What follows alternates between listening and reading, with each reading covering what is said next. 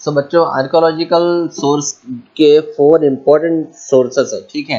4 important types है archaeological source के, 4 important types है। फर्स्ट है इंस्क्रिप्शंस, इंस्क्रिप्शंस यानी वसीयतनामे और लिखी हुई चीज़ें।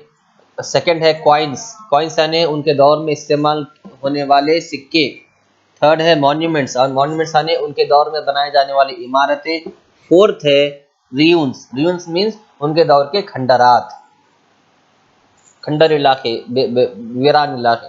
तो फर्स्ट हम इंस्क्रिप्शन के बारे में पढ़ेंगे। Inscription are mean engraved written writings. Engraved writing means वो लिखावटें जो जमीन में दफन हो चुकी हैं। इंस्क्रिप्शन यानी वो लिखी हुई चीजें, वो वसीयतनामे जो जमीन में दफन हो चुकी हैं। Inscriptions are written on stone, rock, metal, ivory, terracotta and other materials. Inscription पहले किस पे लिखी जाती थी?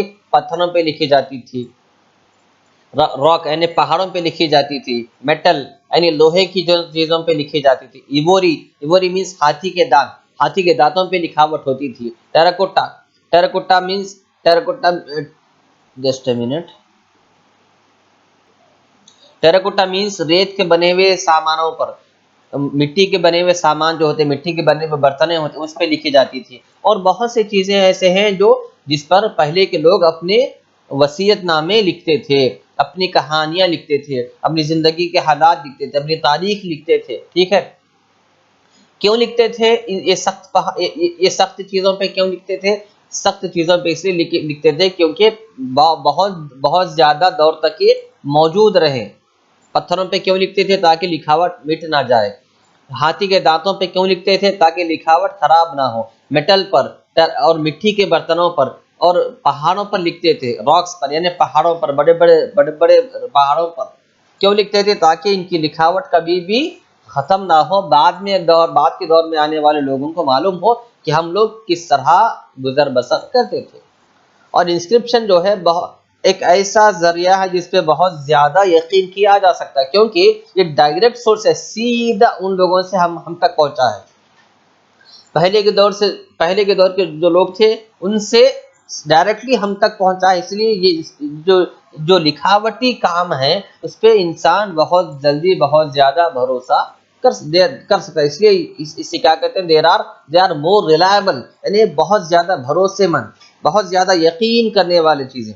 आपको बहुत से अलग अलग वसीयत मिलेंगे, अशोका इंस्क्रिप्शंस मिलेंगे, यानी अशोका जो डायनेस्टी थी, अशोका जो हुकूमत थी, उस हुकूमत के दौर के जो राइटर्स थे उनकी लिखावटें आपको मिलेंगे, ठीक है। और इंडिया में सबसे रिसेंटली अगर जो लिखावटें मिली वो अशोका की ही इंस्क्रिप्शन है। अशोका के दौर के लिखे जाने वाली ही लिखावटें हमें रिसेंटली इंडिया में मिली है, फाउंड हुई है। Most of his inscriptions are in Prakrit language, Prakrit language में लिखी गई हैं। Thousands of inscriptions are found in Kannada, Kannada language में, तेलुगु में, तमिल में, संस्कृत में, प्राकृत लैंग्वेज में, ये सारे जबानों में हमें वसीयतनामे, हमें लिखी हुई चीजें दरियाफ्त हुई हैं।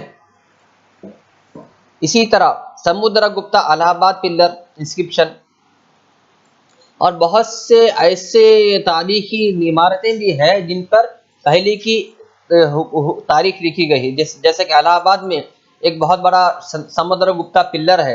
इलाहाबाद में एक हिस्टोरिकल प्लेस है, वो बादशाह के दौर में बनाया गया, लेकिन उसके ऊपर लोग अपनी तारीख लिख कर छोड़ गए हैं। इमादी पुलुकेशी आईहोल इंस्क्रिप्शन, ये भी एक इंस्क्रिप्शन है। आईहोल, जिसका नाम आईहोल है, ये भी एक वसीयतनामा है, ये भी एक लिखावटी काम है। और खरावेलास हाथी गुम्पा इंस्क्रिप्शन, अनदर ऑल इंस्क्रिप्शंस, ये सारे इंस्क्रिप्शन हैं जो क्या पेश करते हैं, जो हमें क्या मालूम करते हैं, मिलिट्री अचीवमेंट्स, पहले के दौर में के मिलिट्री अचीवमेंट्स क्या थे। इसमें ये मिलिट्री अचीवमेंट्स के बारे में किसमें लिखा हुआ है? हाथी गुम्पा इंस्क्रिप्शन में लिखा हुआ है। जो खारावेला हाथी गुम्पा इंस्क्रिप्शन है उसमें क्या लिखा हुआ है? मिलिट्री के बारे में, पहले के दौर में मिलिट्री किस तरह हुआ करती थी, डिफेंस डिपार्टमेंट किस तरह काम करता था, मिलिट्री किस तरह काम करती थी, आर्मी किस तरह काम करती थी। ये सब चीजें किसमें लिखी हुई हैं? खारावेलू हाथी गुम्पा इंस्क्रिप्शन में लिखी हुई है। इसी तरह the Uttaramerur inscription narrate the rural administration of Chola kings. Uttaramerur जो एक इंस्क्रिप्शन का नाम है, एक लिखी हुई डॉक्यूमेंट का नाम है, वो उसमें क्या लिखा हुआ है, जो चोला डायनेस्टी गुजरी है, चोला हुकूमत, उसमें जितने भी बादशाह गुजरे उनके ताल्लुक से लिखा हुआ है। Apart from this money political, social, cultural, economic, educational, religious aspects are reflected in these inscriptions.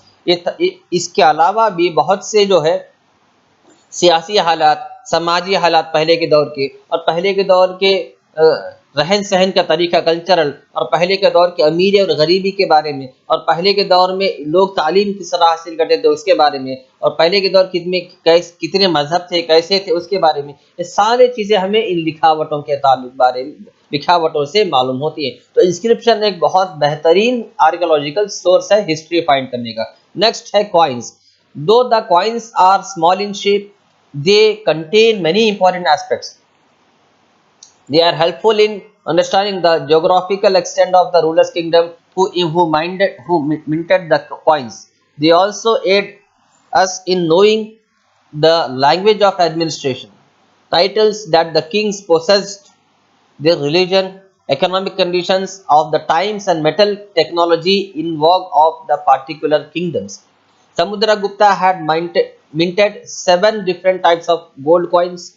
Based on the pictures of these coins, it is said that Samudragupta was a lover of music. He was fond of music, and he had conducted Ashwamedha yoga too, and Gautami Putra Shantakarini got the name of Nahapana erased on his coins and engraved his name on them. This supports the view of the Gautami Putra had defeated Nahapana. The availability of Roman coins in Bangalore proves the fact that this region had trade link with Romans 2000 years back. अब second source है coins का। Coins भी एक बहुत important source है तारीख के बारे में मालूम करने के लिए। कॉइन्स जो पहले के दौर में बहुत छोटे साइज के थे, लेकिन वो बहुत बेहतरीन और बहुत अहम तरीन जरिया था पहले के दौर के तारीख मालूम करने का। वो they helpful in understanding the geographical extent of the rulers king.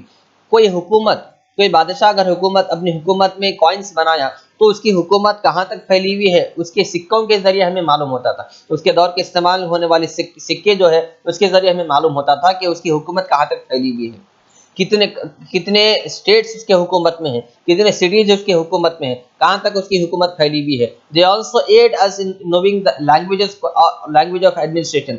वो जो सिक्के बादशाह बनाते थे उसके ऊपर जो लिखावटें थी, वो लिखावटों की जो लैंग्वेज थी उसके जरिए हमें ये मालूम होता है कि उस दौर में कौन सी लैंग्वेज बोली जाती थी, कौन सी जबान में बात होती थी, और वहाँ की अमीरी और गरीबी का इकोनॉमिक कंडीशन क्या था, और उस दौर में मेटल पर काम करने वाली टेक्नोलॉजी कितनी ज़्यादा एडवांस थी, कितनी ज़्यादा बैकवर्ड थी, इसके बारे में हमें कॉइन्स के जरिए मालूम होता है। ये सारे चीज जो इंफॉर्मेशन है हमें सिक्कों के जरिए जो सिक्के वो पहले इस्तेमाल करते थे उसके जरिए मालूम होता है। Samudragupta had minted 7 different types of gold coins. Samudragupta जो बादशाह था गुप्ता डायनेस्टी का, उसने 7 अलग तरह के सोने के सिक्के बनाए थे। Based on the pictures of this coins, उसके कॉइन के ऊपर के जो पिक्चर थे उसे देख के मालूम होता था कि समुद्रगुप्ता जो है म्यूजिक को बहुत पसंद करता था, म्यूजिक का बहुत चाहने वाला था। He had conducted Ashvamedha yaga two, और उसके कॉइन पे जो एक्सरसाइज करने के जो नक्शे उतरे हुए हैं उससे हमें ये मालूम होता है कि वो योगा को भी बहुत पसंद करता था, एक्सरसाइज करने को भी बहुत पसंद करता था।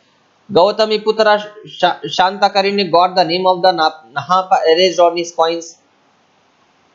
गौतमी पुत्र शांताकारी जो बादशाह गुजरा उसके सिक्कों पर उसका नाम लिखा हुआ था, ठीक है। उसके कॉइन्स के ऊपर नहापना बादशाह का नाम लिखा हुआ था। इसका मतलब क्या है? He engraved his name on them. This supports the view of Gautami पुत्रा had defeated नहापना। इसका मतलब यह है कि गौतमी पुत्रा ने नहापना को हराकर उसे मात दी, इस वजह से उसके कॉइन्स के ऊपर नहापना का नक्शा मिलता है।